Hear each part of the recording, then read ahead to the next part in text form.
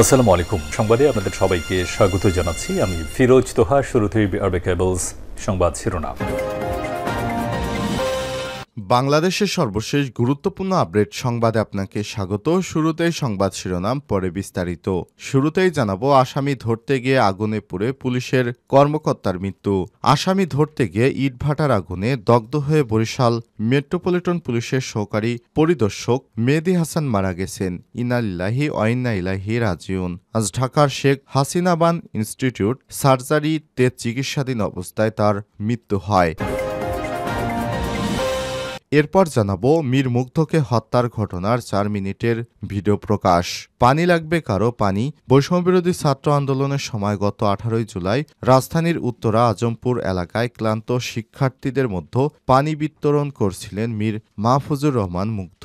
এর কিছুক্ষণ পর আজমপুর সড়কে তার গুলিবিদ্ধ দেহ পড়েছিল। পাশেই ছিল পানির কেস, কয়েকটি পানির বোতল ও প্যাকেট। এই বিষয়টি মীর মুগ্ধকে হত্যার সেই ঘটনার 4 মিনিটের একটি ভিডিও প্রকাশ করেছে। এদিকে গার্মেন্টস খাতে রপ্তানি 30,000 চালানের 20,000 কোটি টাকা দেশে আসেনি। একটি অসাধু চক্রের কারণে গার্মেন্টস খাতে রপ্তানি 30,000 চালানের বিপরীতে প্রায় 20,000 কোটি টাকা আর দেশে আসেনি। এর সঙ্গে শিপিং লাইন্স, ফ্রেইট ফরওয়ার্ডস এবং অনেক ক্ষেত্রে গার্মেন্টস মালিকও জড়িত রয়েছে।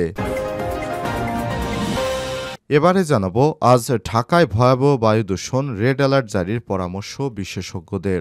বায়ু দূষণে বিশ্বের শীর্ষ 10-এর মধ্যে রয়েছে সবার উপরে বাংলাদেশ। ফলে খুবই অস্বাস্থ্যকর পরিবেশ অবস্থান করছে এখানে।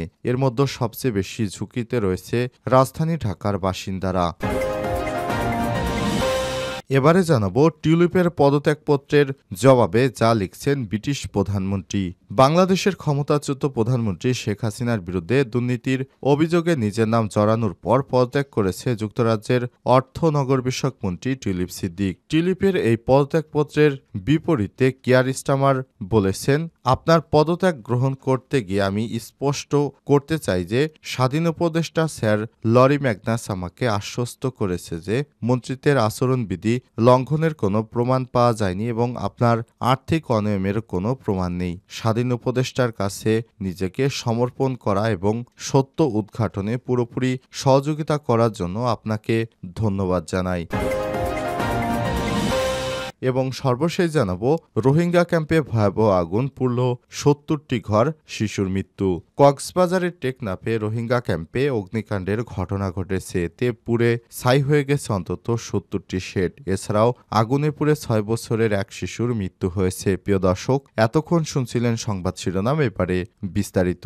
তবে তার আগে বন্ধুরা, অনুরোধ থাকবে এই সংবাদটিতে একটি লাইক দিন। এই চ্যানেলে আপনি নতুন হয়ে থাকলে আমাদের সংবাদটি দেখতে দেখতে চ্যানেলটি সাবস্ক্রাইব করে রাখুন। কমেন্ট করে আপনার মূল্যবান মতামত জানিয়ে দিন বন্ধুরা, আপনি বিশ্বের কোন দেশ থেকে বা বাংলাদেশের কোন স্থান থেকে আমাদের সংবাদটি দেখছেন এবং শুনছেন। এবারে বিস্তারিত।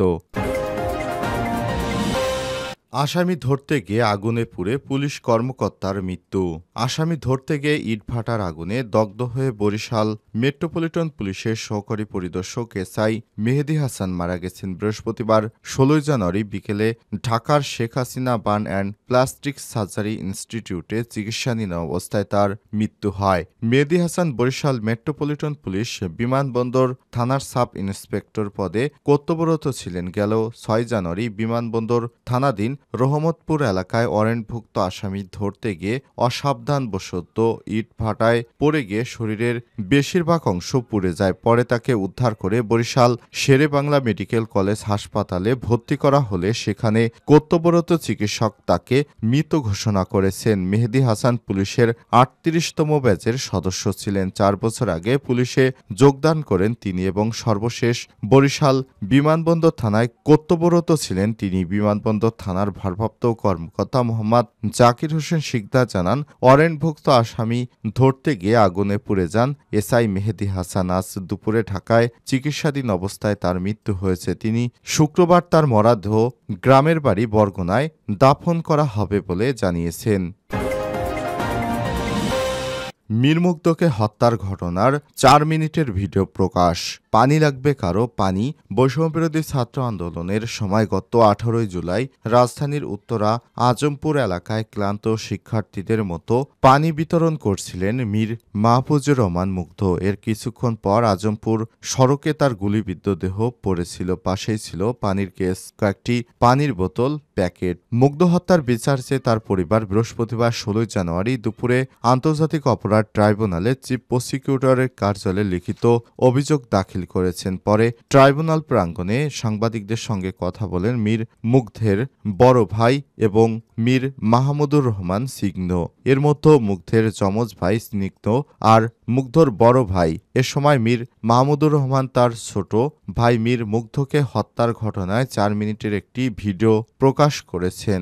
মুগ্ধর বড় ভাই মীর মাহমুদুর রহমান বলেছেন, পুলিশের গুলিতে মুগ্ধের মৃত্যু হয়েছে। ভিডিও ফুটেজ এবং অন্যান্য তথ্য প্রমাণের ভিত্তিতে তারা এটা নিশ্চিত করেছেন। এখন কোনো পুলিশ সদস্যের গুলিতে মুগ্ধের মৃত্যু হয়েছে, এই ঘটনার কে বা কারা নির্দেশ দিয়েছে সেগুলো বের করার দায়িত্ব সরকারের। হত্যায় জড়িত ব্যক্তিদের খুঁজে বের করা এবং ন্যায় বিচার নিশ্চিত করা সরকারের দায়িত্ব। গার্মেন্টস খাতে রপ্তানির 30,000 চালানের 20,000 কোটি টাকায় দেশে আসেনি। একটি অসাধু চক্রের কারণে গার্মেন্টস খাতে রপ্তানি করা 30,000 চালানের বিপরীতে প্রায় 20,000 কোটি টাকা দেশে আসেনি। এর সঙ্গে শিপিং লাইসেন্স, ফ্রেট ফরওয়ার্ড এবং অনেক ক্ষেত্রে গার্মেন্টসের মালিকও জড়িত রয়েছে। বাংলাদেশ ব্যাংকসহ সংশ্লিষ্ট ব্যাংকের কঠোর অবস্থান গ্রহণ না করা এবং অনেক ক্ষেত্রে আইনি ফাঁকফোকরের সুযোগে দীর্ঘ 20 থেকে 30 বছরেও মামলার সমাধান হচ্ছে না। সরকারের রপ্তানি গাইড অনুযায়ী রপ্তানির 6 মাসের মধ্যে রপ্তানি মূল্য দেশে ফেরত আসার কথা। ওই সময়ের মধ্যে পণ্য মূল্য ফেরত না আসলে এবং নির্দিষ্ট সময়ের মধ্যে কম আসলে ব্যাংক ওভার ডিউস হিসেবে পরিণত হবে। আবার অনেক সময় রপ্তানি মূল্যে ডিসকাউন্ট করা হলেও কম মূল্য ফেরত আসে। সেক্ষেত্রে বায়ারকে দেওয়া ডিসকাউন্টের বিষয়ে বাংলাদেশ ব্যাংকের সংশ্লিষ্ট কমিটিকে অবহিত করে অনুমোদন নিতে হয়। সম্প্রতি বছরগুলোতে শিপিং লাইসেন্স ও ফ্রেট ফরওয়ার্ডস কর্তৃক আমেরিকা কিংবা সংশ্লিষ্ট দেশের ব্যাংকের ডকুমেন্ট ছাড়াই বায়ারকে পণ্য ডেলিভারি দিয়ে দেওয়ার প্রবণতা লক্ষ্য করা যাচ্ছে। বাংলাদেশের রপ্তানিকারক কর্তৃক তার ব্যাংকে পাঠানো ডকুমেন্ট ছাড় না করে স্থানীয় ফরওয়ার্ডস বা শিপিং লাইনের সঙ্গে যোগসাজশ করে পণ্য ডেলিভারি নিয়ে নেয়। কারণ ব্যাংক থেকে ডকুমেন্ট ছাড় করতে পণ্যের সকল মূল্য পরিশোধ করতে হয়। এতে করে বিদেশি ব্যাংক বাংলাদেশ ব্যাংকের পণ্যের মূল্য আসে না।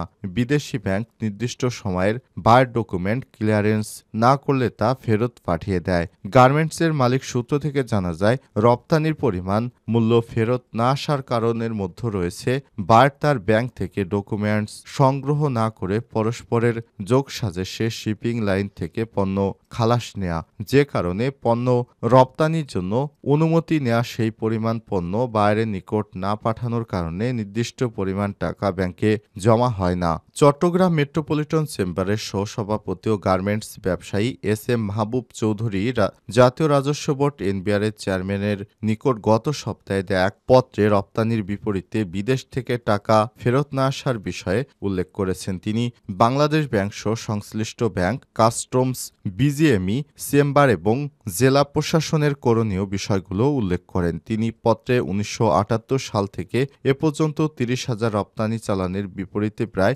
20,000 কোটি টাকা দেশে আসেনি বলে উল্লেখ করেছেন। ঢাকায় ভয়াবহ বায়ু দূষণ, রেড অ্যালার্ট জারির পরামর্শ বিশেষজ্ঞদের। বায়ু দূষণে বিশ্বের শীর্ষ 10-এর মধ্যে বাংলাদেশ সবার উপরে অবস্থান করছে। ফলে খুবই অস্বাস্থ্যকর পরিবেশ অবস্থান করছে 17 কোটি বাংলাদেশে। এর মধ্যে সবচেয়ে বেশি ঝুঁকিতে রয়েছে রাজধানী ঢাকার বাসিন্দা।